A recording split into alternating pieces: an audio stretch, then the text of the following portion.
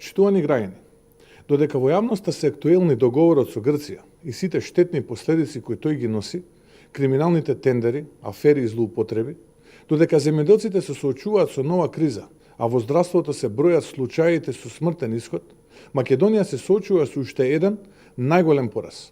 Ниту еден од универзитетите во државата не е во првите 1000 на Шангајската листа за успешност во високото образование.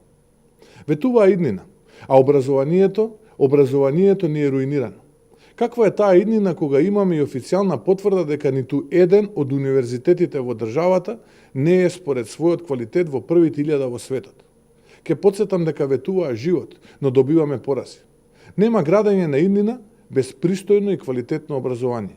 Македонија е исклучена од оваа листа.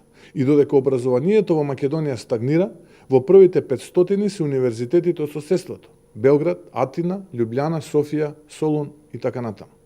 Како универзитетски професор, но пред се родител и граѓанин на оваа земја, можам да кажам дека ова е резултат на негрижата и немањето на стратегија во високото образование, немотивираноста на наставниот кадар, експериментирањето и политизација на образованието.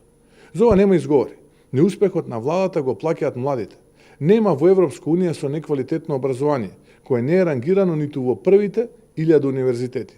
Нема иднина доколку главен приоритет за власта се криминални иновации, наместо реформи во образованието. Не може да се тврди дека сте за младите, а нив трајно да ги деградирате со неквалитетно образование.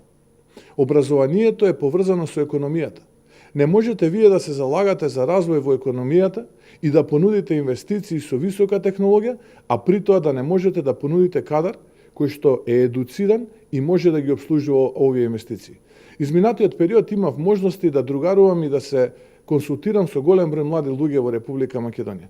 Точно знаеме што им недостасува и тоа ќе биде дел од програмата на ВМРО-ДПМН која што ќе биде презентирана во периодот кој што следи.